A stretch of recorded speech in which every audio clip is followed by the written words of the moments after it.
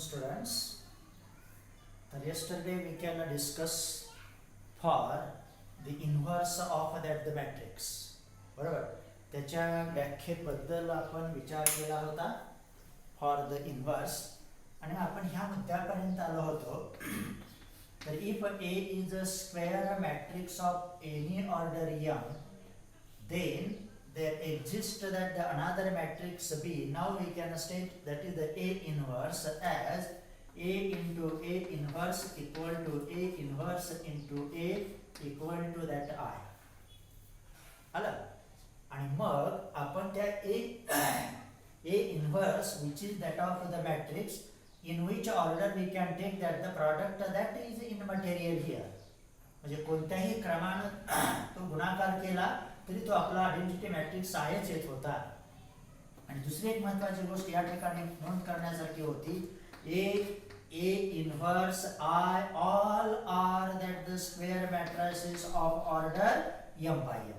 या तिघांच्याही ऑर्डर तुमच्या समान होत्या. लक्षात आलं? आणि मग आता now today we can discuss for the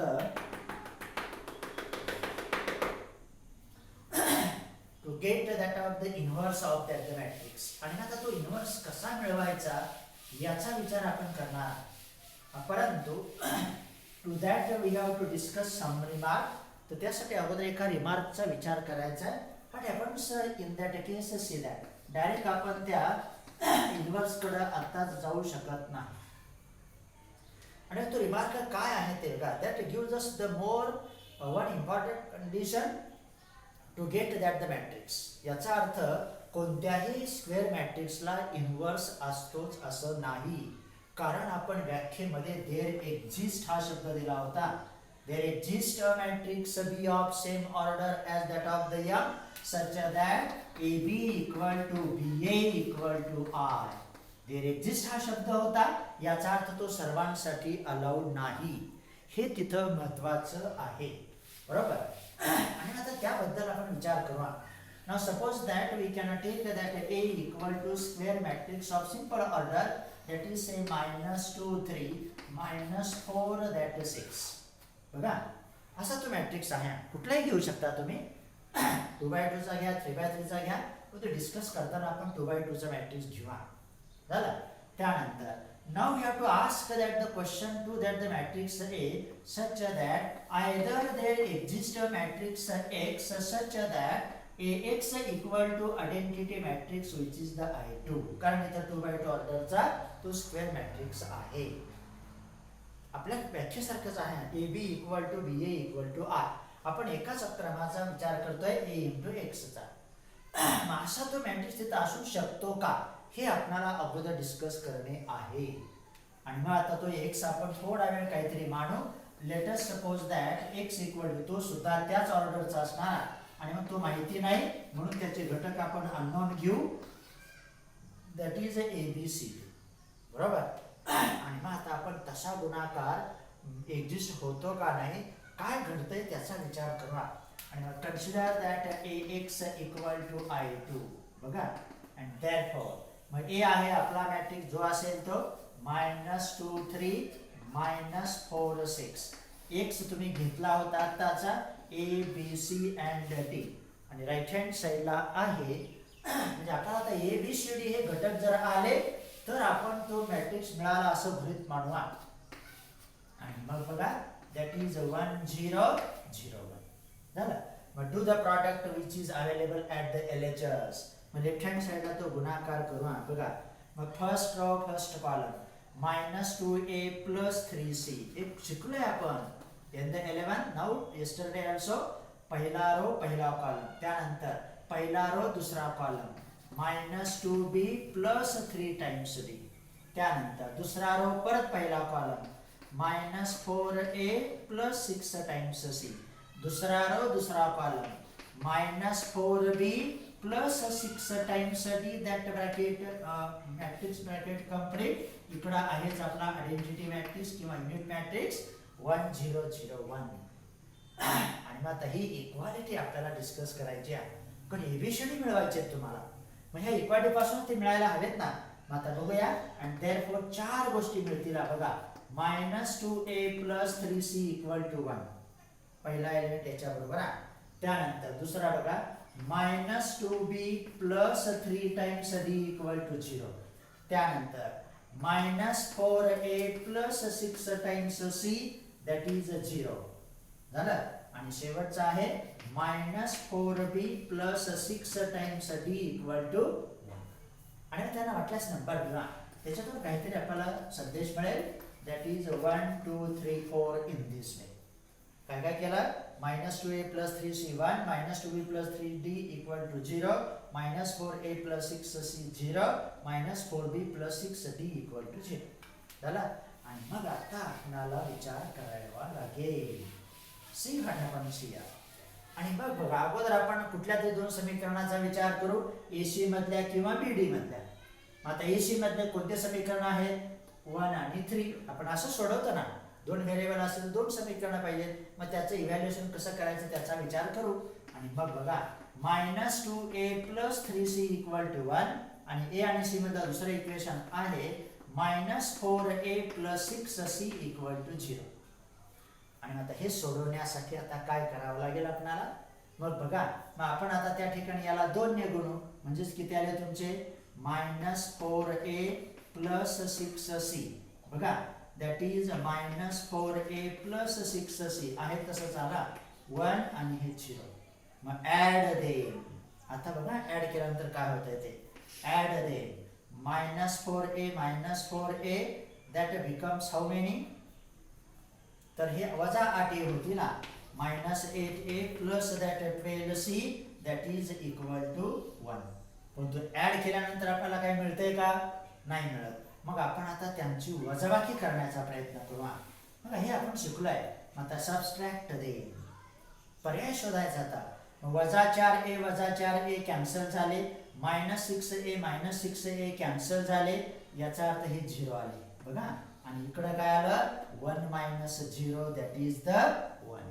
मग बेरीज केली तेवढंच येत होतं. आणि इलिमिनेशनची मेथड आपली अशीच असते ना.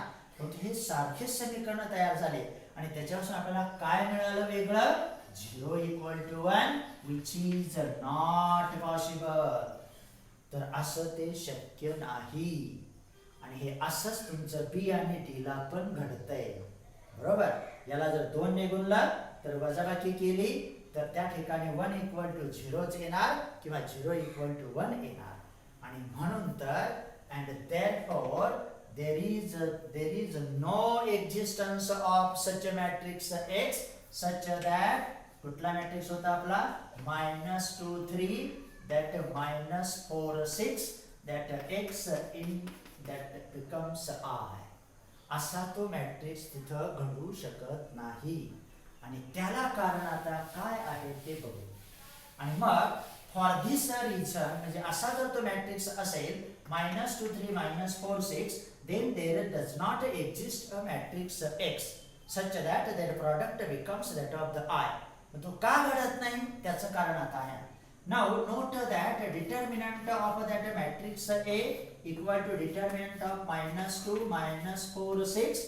आणि तर मी त्या मॅट्रिक्सचा डिटरमिनंट घेतला आणि मग बघा 6 - 12 आले, -12 आणि हे झाले तुमचे 0. आणि याचा अर्थ जर आपण त्या मॅट्रिक्सच्या डिटरमिनंटची व्हॅल्यू मिळवली तर ती 0 येते. आणि ती 0 आल्यामुळेच अशा एक्स मॅट्रिक्सचा तिथं एक्झिस्टन्स तयार होत नाही. आणि म्हणून आपल्याला इथं एक स्ट्रॉंग कारण मिळालं. काय? If our matrix have that of the inverse. जर त्या मॅट्रिक्सला इनव्हर्स हवा असेल किंवा if that existence of that inverse is there then that determinant of matrix is compulsory non-zero. म्हणून the matrix will have the inverse or the necessary condition for the given square matrix will have a inverse is determinant of that matrix is not equal to 0. म्हणजेच तो कसा पाहिजे तुमचा?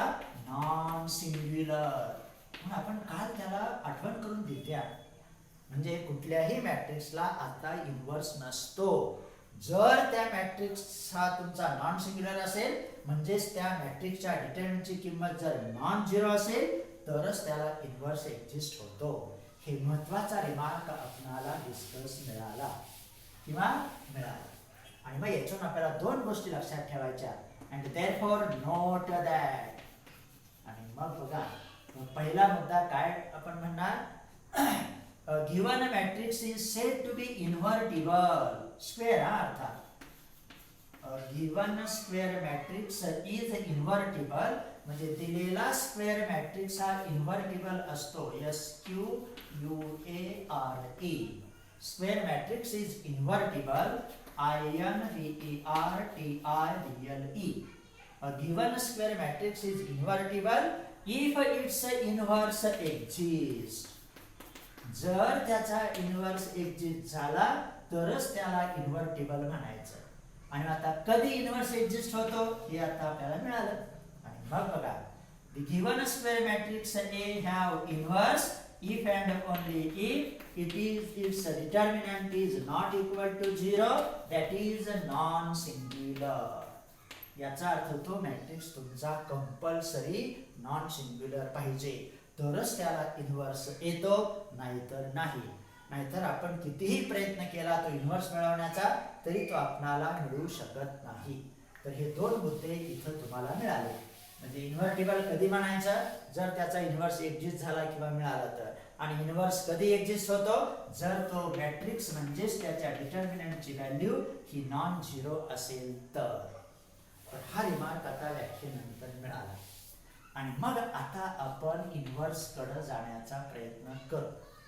आणि मग बघा तर सी दॅट. आता मात्र इथून पुढे आपल्याला अगोदर त्याला टेस्ट करावा लागेल. देअर एक्झिस्ट हा शब्द होता आपल्या व्याख्येत सुद्धा देअर एक्झिस्टच होता, लक्षात आलं.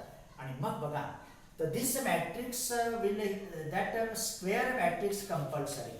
प्रथम तो स्क्वेअरच असला पाहिजे आणि नंतर तो आताच्या कंडिशन नुसार नॉन सिंग्युलरच असायला पाहिजे. म्हणजेच त्याच्या डिटर्मिनंटची किंमत ही नॉन झिरो पाहिजे. मॅट्रिक्सला व्हॅल्यू नसते, त्याच्या डिटर्मिनंटला आपण म्हणतोय, बरोबर. हे सगळं शिकलोय आपण.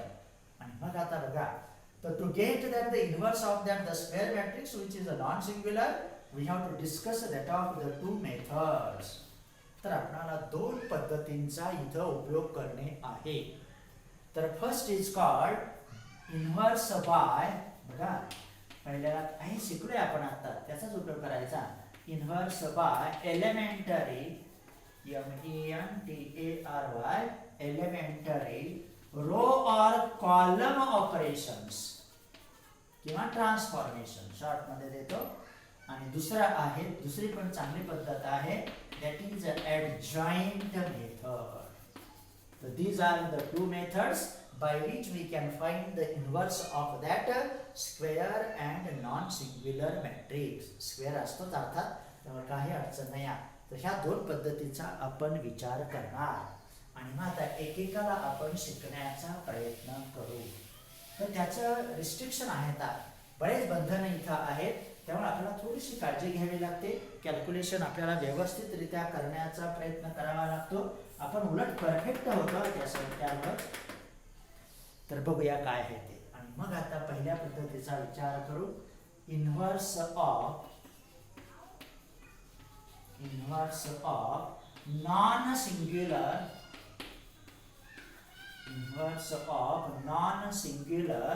मॅट्रिक्स बाय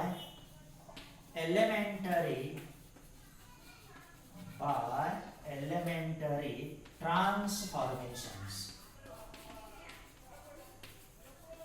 तर असा तो मुद्दा आहे आता. तर काय म्हणतोय आपण, inverse of non singular matrix by elementary transformations. म्हणजे त्या एलिमेंटरी ट्रान्सफॉर्मेशनचा उपयोग करून आपण त्या नॉन सिंग्युलर मॅट्रिक्सचा इन्व्हर्स मिळवण्याचा प्रयत्न करू. बघा आता. आणि मग आपल्याला माहिती आहे if A inverse that matter if A is a square matrix of any order which determinant is now not equal to 0. तर परत इन्व्हर्स मिळवण्याच्या अगोदर आणखी एक आपल्याला विचार करायचा आहे. बघा सगळ्या गोष्टी आता आपल्याला क्लिअर झाल्याशिवाय आपण त्या इन्व्हर्स कडे जाऊ शकत नाही आहे. आणि मग आपल्याला हे इक्वेशन मिळालं होतं त्या व्याख्येनुसार A into A inverse equal to A inverse into A equal to that of the I. आणि आता इथं दोन एलिमेंटरी ट्रान्सफॉर्मेशन असतात. एक असतं रो, दुसरं असतं कॉलम. मग प्रथम आपण रो ऑपरेशनसाठी ह्या शेवटच्या आणि पहिल्या इक्वालिटीचा उपयोग करू. जे पहिलं आता मी मॅट्रिक्स इक्वेशन काय कन्सिडर करणार आहे, that is A into A inverse equal to I. आणि इथं एक अडचण आता तयार होते. आणि मग आता इथं गुणाकार आला, आणि गुणाकार आला राईट हँड साइडला आपला आयडेंटिटी मॅट्रिक्स आहे, जी A ची ऑर्डर तीच A इनव्हर्स ची ऑर्डर तीच आयडेंटिटी मॅट्रिक्स ची ऑर्डर. बरोबर, त्याशिवाय ते इक्वल नाही होऊ शकत. बरोबर. आता इथं अडचण काय तयार होते, अडचण आली की गणित आलंच. बरोबर. आणि अडचणीवर मात करणं हे आपलं काम आहे. तर सी दॅट. आणि मग fed we have to get that of the A inverse. आपणाला त्या A चं रूपांतर कुठल्या तरी एखाद्या अशा मॅट्रिक्स मध्ये करावा लागेल की जेणेकरून फक्त A इनव्हर्स शिल्लक राहायला हवा. याचा अर्थ तो आयडेंटिटी मॅट्रिक्स झाला पाहिजे. म्हणजे आपण काय करणार, परंतु त्यासाठी अजून आपल्याला थोडासा विचार करायचा की A चं रूपांतर I मध्ये करायचं, A इनव्हर्सला तर आहे तसं ठेवायचं, आणि त्यावेळेस I चं रूपांतर कुठल्या तरी नवीन एखाद्या मॅट्रिक्स मध्ये होणार, suppose that is say B. आणि मग आयडेंटिटीनं कोणत्याही मॅट्रिक्सला गुणलं की आयडेंटिटी न राहता तो इनव्हर्स मिळतो आणि आपला उद्देश पूर्ण होतो. बरोबर. तुमचं अडचण काय ते बघा आता इथं. आणि मग इथं आता ज्यावेळेस आपण A चं रूपांतर I मध्ये करण्याचा प्रयत्न करणार, त्यासाठी काल एक उदाहरण सोडलं होतं आपण, आणि त्याच वेळेस मी म्हटलं होतं की आपल्याला पुढच्या मुद्द्याची नांदी असेल, कसं त्या मॅट्रिक्सला आपण आयडेंटिटी मध्ये आणलं, आणि तेच टेक्निक इथं उपयोगाला येतं. तुमची अडचण अशी आहे, fed we apply that of the either row operations or transformations on that left hand side there is the product. तिथं आहे दोन मॅट्रिक्सचा गुणाकार. मग आता आपल्यासमोर प्रश्न तयार होतो की मग गुणाकार आहे म्हटल्यानंतर समीकरण आहे ते दॅट इज द इक्वेशन. मग दोन्ही साईडला आपल्याला त्या ऑपरेशनचा किंवा प्रक्रियेचा उपयोग करावा लागतो, तर त्या समीकरणाचा अर्थ शेवटपर्यंत समान राहतो. कारण ते इक्वेशन आहे. समीकरणाच्या नियमाच्या बाहेर तर आपण नाही जाऊ शकत. जे ऑपरेशन मी लेफ्ट हँड साईडला अप्लाय करणार तेच राईट हँड साईडला करावे लागतात, तर ते समीकरण राहतं ना. आणि इथं ज्या अर्थी तो गुणाकार आहे, मग आपल्याला ते ऑपरेशन अप्लाय करताना दोघांवरती अप्लाय करायचं का एकावरती अप्लाय करायचं, हा प्रश्न तयार होतो. बघा, जसं आपण त्याच्या नॉन सिंग्युलर मुद्द्याकडे कसा आलो तसंच आता इथे यायचं आहे. आणि मग त्यासाठी परत एक उदाहरण साधं घेऊ. तर see that let us take A equal to simple matrix आहे समजा, दॅट इज 2 3 -1 0. बघा, आणि B इक्वल टू दुसरा कुठला तरी मॅट्रिक्स घेऊ, परंतु त्याच ऑर्डरचा, दॅट इज 1 2 3 4.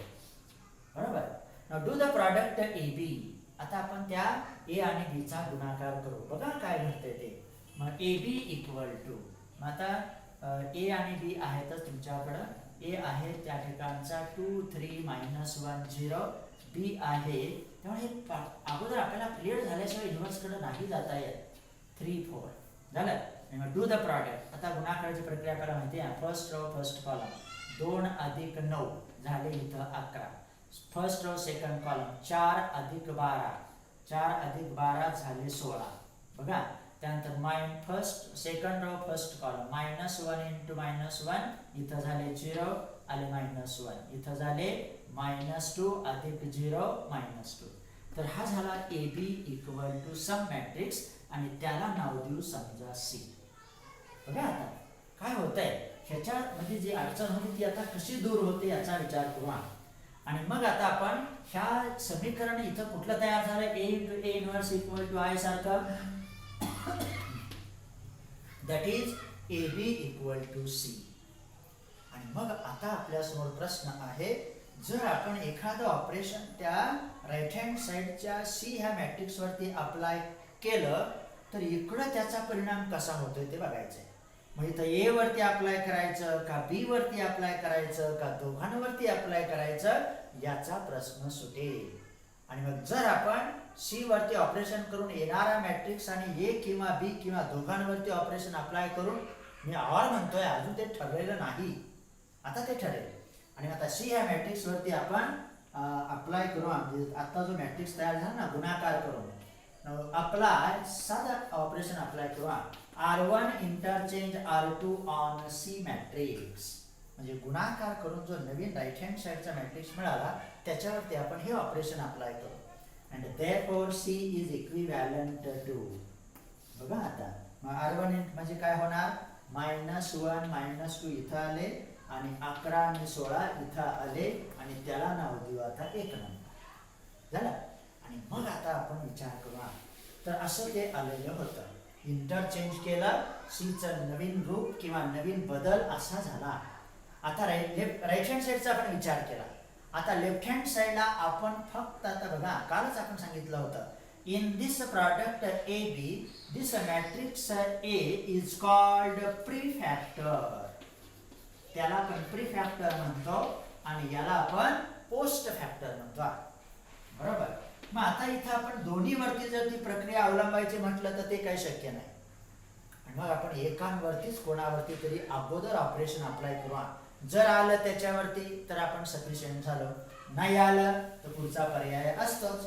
त्यामुळे बघा आता, now in this product A B first we can change or we can apply that the operation R1 change R2 on prefactor that is ए.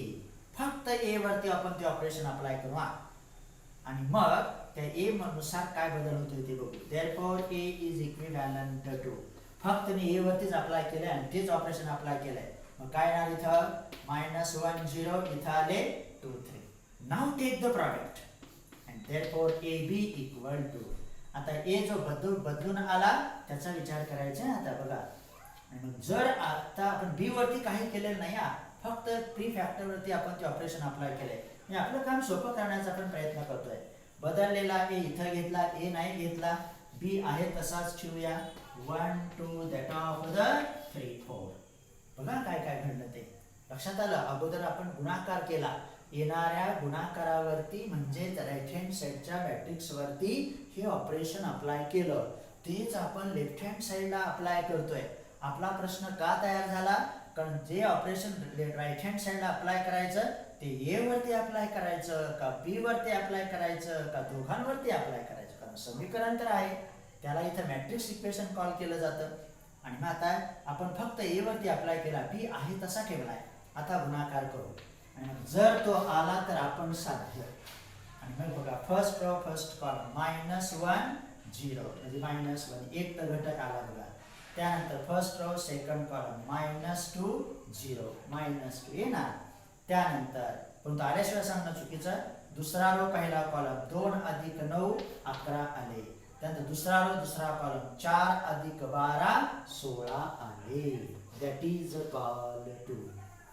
म्हणजे लेफ्ट हँड साईडला जो गुणाकार होता त्या गुणाकारामध्ये कुठल्या तरी एका फॅक्टर वरती तुम्ही जर ते ऑपरेशन अप्लाय केलं तर ते राईट हँड साईडच्या फॅक्टरच्या ऑपरेशन केलेल्याच्या बरोबर येत आहे. इथं हा सूर्य आणि हा जयद्रथ, बरोबर. आता आपल्याला मानायला काही हरकत नाही.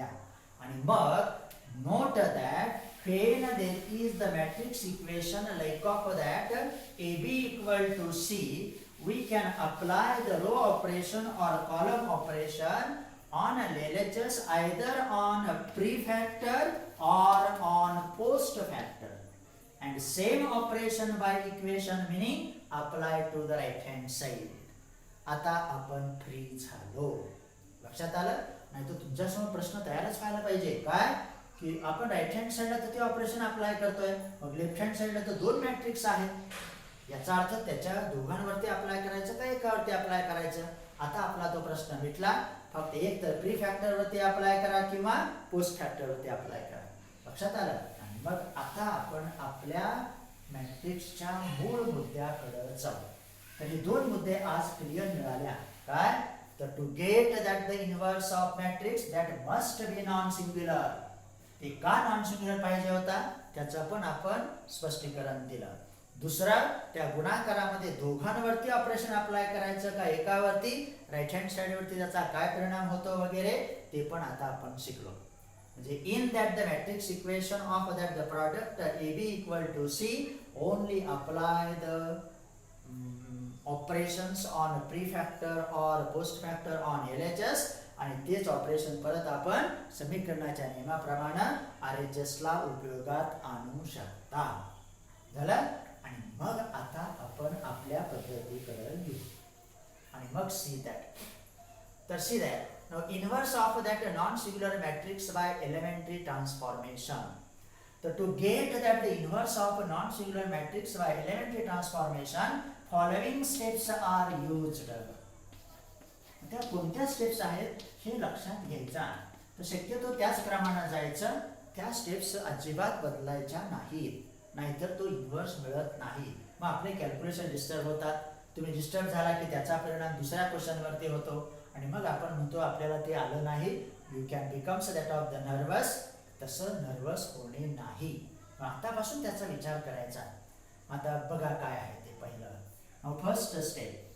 तर ह्या फक्त आपण जनरली कॉल करतो, ते ऑटोमॅटिक घडत चालतात नंतर. मग प्रथम आता माझा शब्द आहे inverse of non singular matrix. त्यामुळे तो शब्द नसेल तरच ते चेक करा. नॉन सिंग्युलर त्यांनी विचारलं find the inverse of the following matrix, काही अडचण नाही.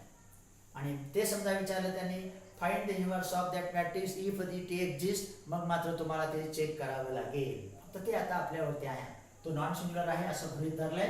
तर आता पहिली स्टेप काय ते बघा. Right the matrix equation. काय म्हणतो आपण? Right the matrix equation. तरी पहिलं आहे आपल्या बारावीतला महत्वाचा मुद्दा. यासाठी एवढं सगळं डिस्कस करावं लागला. कधी काय होतंय, कोणाला मॅट्रिक्स असतो, कोणावरती ते ऑपरेशन अप्लाय करायचं, गुणाकारामध्ये पर्याय आला तर. Right the matrix equation A into A inverse equal to I. परंतु आपण आता कोणते ऑपरेशन अप्लाय करणार आहोत ते आता इथं ठरेल. Right the matrix equation A into A inverse equal to I. Second. तर आता ह्याच्यामध्ये बघा, now we have to use compulsory. बघा कंपल्सरी रो ऑपरेशन्स, रो ट्रान्सफॉर्मेशन्स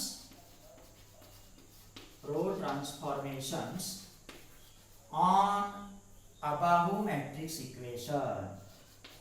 आपण रो ट्रान्सफॉर्मेशनचा अगोदर विचार करू. Above matrix equation. आता आपण फक्त रो ट्रान्सफॉर्मेशनचा उपयोग करायचा. इथं मिक्स ऑपरेशन चालत नाही. एक तर सुरुवात तुम्ही रो ट्रान्सफॉर्मेशन न केली शेवटपर्यंत त्याचाच उपयोग करायचा.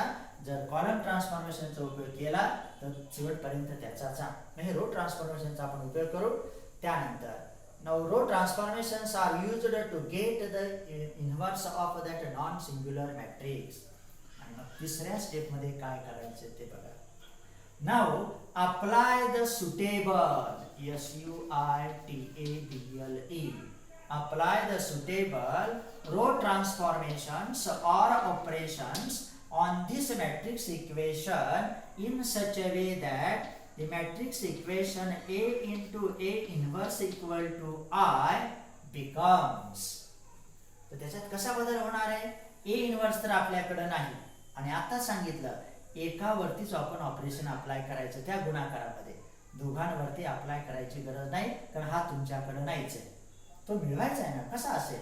आणि मग काय करायचं? फक्त या A वरती रो प्री फॅक्टर वरती रो ऑपरेशन अप्लाय करायचे. तुमच्या पुस्तकात आहे सगळं. A इन्व्हर्स आहे तसा इथं येणार.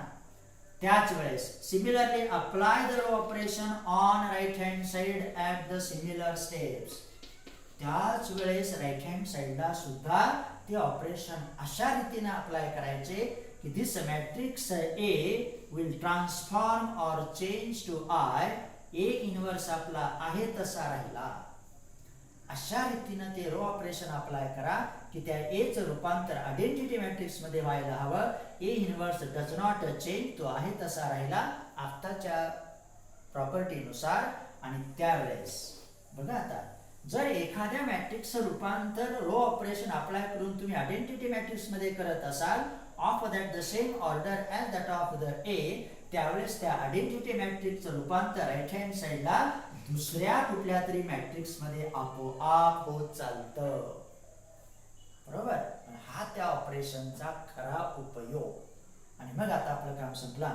and therefore I into A inverse equal to A inverse and therefore A inverse equal to B. तर अशा रीतीने तो मॅट्रिक्स मिळाला. परंतु मिळाला म्हणजे काय? एका शब्दात फक्त इथं मी म्हटलं रो ऑपरेशन अप्लाय केले, एचं रूपांतर आय मध्ये करा, त्यावेळेस आयचं रूपांतर ऑटोमॅटिक बी मध्ये होणार. पण याच्यावरती आपण अप्लाय नाही करत प्री फॅक्टरवरती किंवा पोस्ट फॅक्टरवरती. ए इन्व्हर्स तुमच्याकडे नाही, तो प्रत्येक स्टेपला आहे तसा कॉल करणे. परंतु इथून इथं येण्याची जी प्रक्रिया ऑटोमॅटिक राईट हँड साईडला येतच ना. असं नाही करत आपण इकडे एक ऑपरेशन इकडे एक ऑपरेशन, नाही, ते समीकरणाला धरून होत नाही. तर आपल्याला जे ऑपरेशन त्या स्टेपला लेफ्ट हँड साईडला वापरायचं आहे तेच राईट हँड साईडला सुद्धा पाहिजे. परंतु इथून इथपर्यंतचा प्रवास कसा असेल ते आता चौथ्या स्टेपमध्ये आपण डिस्कस करू. बघा आता त्यानंतर अजून आपण रो ऑपरेशनचाच उपयोग करतोय. कॉलम ऑपरेशनला काय काय करायचं ते नंतर आपल्याला मिळेलच. त्यानंतर फोर्थ स्टेप आता महत्वाची आहे, ती खरी आपणाला प्रक्रिया सांगते.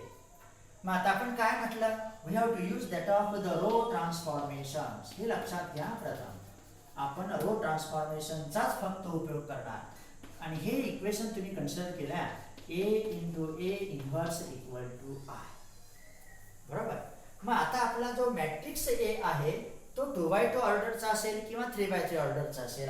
मग आपण तो 3x3 ऑर्डरचाच गृहीत धरू. Let us take A equal to 3x3 ऑर्डरचा आहे. मग इन जनरल a11 a1 ह्या प्लेसेस आता महत्वाच्या आहेत. a11 a12 a13 a21 a22 a23 a31 a32 a33.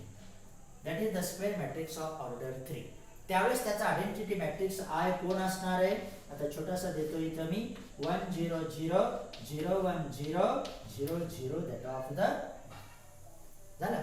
आणि मग आता आपला उद्देश काय आहे, ह्या तिसऱ्या स्टेप मधलं ए पासून आय पर्यंतचा प्रवास राईट हँड साइडला बरोबर आय टू बी मध्ये आपण येणार. आता ते काय करायचं ते बघा.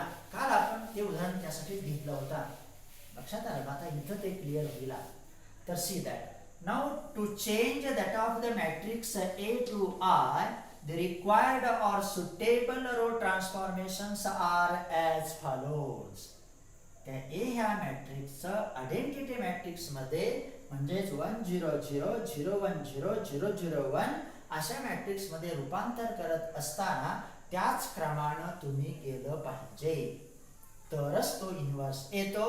नाहीतर अख्खं आयुष्य गेलं तरी तो येत नाही. तो क्रम महत्वाचा आहे, तो सोपा आहे. पण बघा त्यासाठी मी परत आठवण करून देतो ना, row transformations we can use there. मग त्याच्यातली पहिली स्टेप काय ते बघा. मग सी दॅट आता आपण रो ट्रान्सफॉर्मेशनचा उपयोग करत आहोत. तर रिड्यूस तेच शब्द आहेत, reduce the element a11 first of all to 1. तर आपण काय करणार, प्रथम आपल्या पहिल्या कॉलम मधला, आता माझा शब्द आहे कॉलम, हा ऑपरेशन आपण अप्लाय करतोय रो म्हणून तर लक्ष ठेवावं लागतं. रिड्यूस फर्स्ट स्टेप आहे. पहिलं ऑपरेशन कुठलं अप्लाय करायचं असेल एक वेल अँड गुड, नसेल तर मिळवायचं. मग विचार करायला होतच ते. Reduce a1 1 to 1. त्यानंतर अँड देन बघा, आता नंतर काय करायचं ते बघा. And then make the elements. म्हणजे अगोदर तुम्हाला a1 1 चं रूपांतर हे एका a1 एलिमेंट मध्ये करायचं, कारण आपल्याला तो आयडेंटिटी मॅट्रिक्स पाहिजे ना. पहिल्या कॉलमचा आता विचार करतोय आपण, ऑपरेशन अप्लाय करतोय रो ट्रान्सफॉर्मेशनचा. बघा मग आता बघूया काय होतं ते. Reduce a1 1 to 1. अगोदर त्या a1 1 ह्या पहिल्या रो मधल्या पहिल्या घटकाला 1 करा.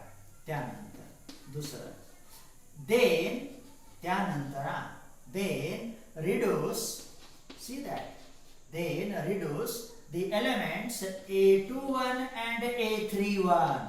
त्या पहिल्या कॉलम मधले बाकीचे घटक कोण, a21 आणि a31. इकडे नाही जायचं, आपण कुठे येणार आता, column wise. Operation row transformation विरुद्ध आहे. ज्यावेळेस तुम्ही रो ट्रान्सफॉर्मेशनचा उपयोग करता त्यावेळेस कॉलम वाईज एलिमेंट तुम्हाला अशा रीतीने तयार करायचे आहेत. To transform the identity matrix or unit matrix. अगोदर एक केला, त्यानंतर then reduce a21 and a31 to 0. तर त्या पहिल्या कॉलम मधल्या त्या एकच्या कॉलम मधले बाकीचे घटक 0 करायचे by using 1. त्या एकचाच उपयोग करायचा म्हणजे सोपं जातं, म्हणून तर तो क्रम बदलायचा नाही. साधा आहे ते. सुरुवातीला अवघड वाटेल, नंतर तुम्हाला ते पटकन येईल. फक्त लक्ष काय ठेवायचं, रो ट्रान्सफॉर्मेशन असतील तर रो वाईज घटक लिहायचे, परंतु बनवायचे मात्र, तयार करायचे मात्र कॉलम वाईज 1 0 0. झालं. त्यानंतर तिसरं, हे दोन ऑपरेशन झाले. म्हणजे पहिला एलिमेंट तुम्ही A11 हा 1 केला, त्याच्याच मदतीने हे दोन एलिमेंट आता 0 केले. आता तिसरी स्टेप बघा, त्या चौथ्या मधली तिसरी स्टेप आहे. त्यानंतर रिड्यूस. आता दुसऱ्या कॉलम कडे जायचा, त्याच्यातला दुसरा एलिमेंट 1 करायचा. A22 जसा इथं आपण 1 केला पहिल्या कॉलम मधला, तसा आता हा एलिमेंट प्रथम 1 करायचा. ह्याच स्टेप न जावं लागतं, तर ते येतो रिड्यूस A22 to 1. अगोदर त्या दुसऱ्या कॉलम मधला दुसरा एलिमेंट म्हणजे 2 टू प्लेसचा 1 करा. त्यानंतर चौथं, देन नंतरच मोह होऊ द्यायचा नाही, आपल्याला तिथं एकच पाहिजे. देन रिड्यूस, मग त्या कॉलम मधले बाकीचे घटक कोणते आहेत, A12 and A32 to 0 by using this one. जसं मग ह्या 1 चा उपयोग करून हे दोन घटक 0 केले, तसं या ठिकाणी अगोदर जो 1 केलाय आपण, त्याच्या मदतीनंच हे दोन एलिमेंट 0 करा. झाले 4. त्यानंतर फिफ्थ वन. तर जसं दुसऱ्या कॉलम मधला दुसरा एलिमेंट तुम्ही आता 1 केला, त्या 1 च्या मदतीने हे दोन एलिमेंट 0 केले, तसं आता तिसऱ्या कॉलम कडे जायचं. Reduce. Similar reduce A33 to 1. त्यावेळेस A33 चं रूपांतर अगोदर 1 मध्ये करा आणि 6th स्टेप देन रिड्यूस, नंतरच अगोदर एकच तयार करायचा. Then reduce. मग आता त्या कॉलम मधले बाकीचे घटक कोण आहेत, A13 and A23 to 0 by using this one. This one म्हणजे ह्याच प्लेसच्या 1 च्या मदतीनं हे दोन घटक काय करायचे, 0. तर अशी ती प्रक्रिया आहे. आणि आणखी एक गोष्ट इथं द्यायचीच, and at the same time this series of row operations or row transformations are also used on the RHS. त्याच वेळेस तेच ऑपरेशन आपण राईट हँड साइडला सुद्धा उपयोगात आणायचे. आणि मग आपल्याला मिळतो that A inverse equal to B. तर असं ते होतं रो ऑपरेशन साठी. आता कॉलम मध्ये काय करायचं ते बघा, ते सुद्धा लगेच तयार होता. मग आता बघूया. सिमिलर काही प्रश्न, फक्त थोडासा बदल आहे, बाकी स्टेप्स तशाच आहेत. Now when we can use that of the column transformations, then the following steps are used. आता त्याच्यातली पहिली स्टेप काय ते बघा, right the matrix equation A into, आता त्याचा दुसरा पार्ट उपयोगात आणायचा, A inverse into A equal to I. आपल्या व्याख्येमध्ये असं होतं, A into A inverse equal to A inverse into A equal to I. Row साठी आपण पहिल्या आणि शेवटच्या इक्वालिटीचा उपयोग घेतला. आता आपण कॉलम साठी, कॉलम ट्रान्सफॉर्मेशन साठी दुसऱ्या इक्वालिटीचा उपयोग करू, A inverse into A equal to I. इथं सुद्धा तेच आहे. Now apply the required column transformations now on the post factor. आता ते A इन्व्हर्स वरती अप्लाय करू शकत नाही, पण तो आपल्याकडे नाहीच आहे. लक्षात आलं, इथं कॉलम ट्रान्सफॉर्मेशन्स अप्लाय करायचे. Same procedure, column transformations on the post factor A inverse आहे तसाच राहणार, आणि A चं रूपांतर I मध्ये करण्यासाठी ते कॉलम ट्रान्सफॉर्मेशन अप्लाय करू. त्याच वेळेस राइट हँड साइडला also similarly apply that the same series of column transformations on the right hand side I, then it becomes that of the new matrix B. आता ती प्रक्रिया लक्षात आली असेल. लक्षात आलं, काही नाही विशेष, फक्त तो क्रम बदलायचा नाही. इथं आपण right hand side post factor वरती अप्लाय करतो, कॉलम ट्रान्सफॉर्मेशन अप्लाय करताना, रो ऑपरेशन अप्लाय करताना प्री फॅक्टर वरती A इन्व्हर्स आहे तसा कॉल करायचा, आणि मग A इन्व्हर्स into I आलं तुमचं A इन्व्हर्स, आणि अशा रीतीने आपल्याला इन्व्हर्स मिळतो. तर हे झालं त्याच्यातलं महत्वाचं. आणि मग आता पहिली स्टेप, दुसरी स्टेप इथंच आली. पहिली step right the matrix equation, दुसरी स्टेप आली या ठिकाणची हे कसे प्रक्रिया घडते ती, आणि तिसरी स्टेप आता आपल्याला मिळेल. मग आता आपला उद्देश काय आहे, परत त्या एचं रूपांतर आयडेंटिटी मॅट्रिक्स मध्ये करणं.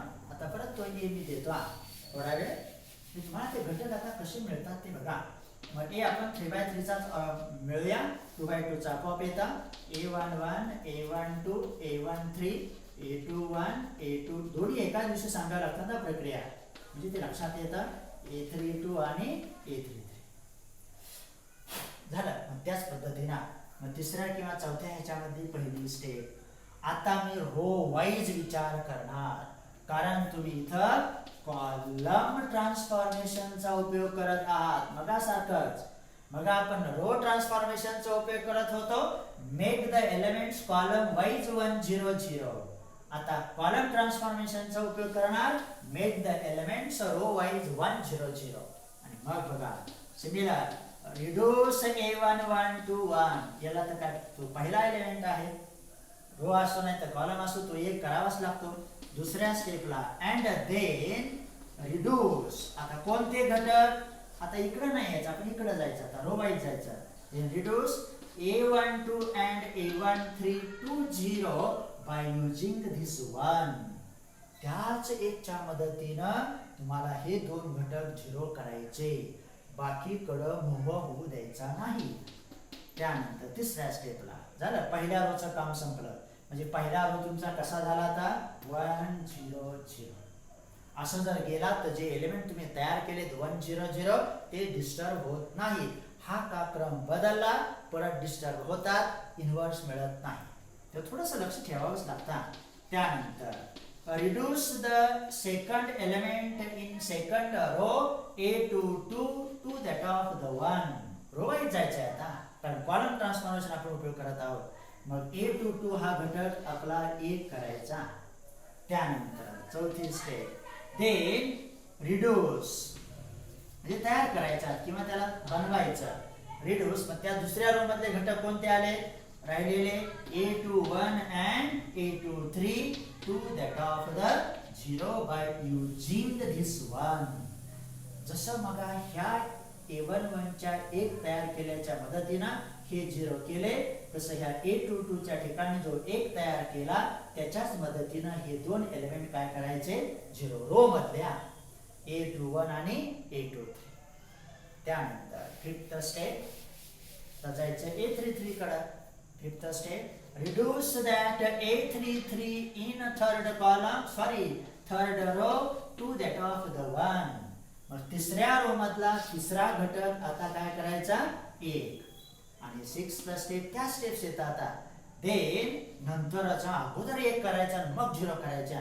तुम्ही अगोदर 0 करणार आणि नंतर जर 1 करणार तर ते येणार नाही. Then reduce the remaining elements in that row as A31 and A32 to that of the 0 by using that 1. त्याच 1 च्या मदतीनं बाकीचे घटक 0 करा. आणि मग आपल्याला तयार होतं A inverse into A equal to I to that of the A inverse into I equal to B. कारण A चं रूपांतर I मध्ये होतं त्यावेळेस I चं रूपांतर ऑटोमॅटिक राईट हँड साइडला B मध्ये होतं.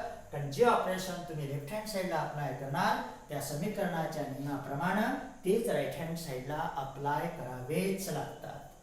तर ते समीकरण शेवटपर्यंत सारखं राहतं. आणि अशा रीतीने आपण आज दोनही पद्धतीचा थोडा विचार केला. You can read carefully, study that well, आणि मग आपण इथं थांबू. तर आज थोडंसं हायर होईल, परंतु आता थोडं हायर जाणारच ना. आपण हायर एज्युकेशन शिकत आहोत बरोबर. तेव्हा थोडासा विचार करायचा, फायदा घ्यायचा. तर स्टॉप देअर.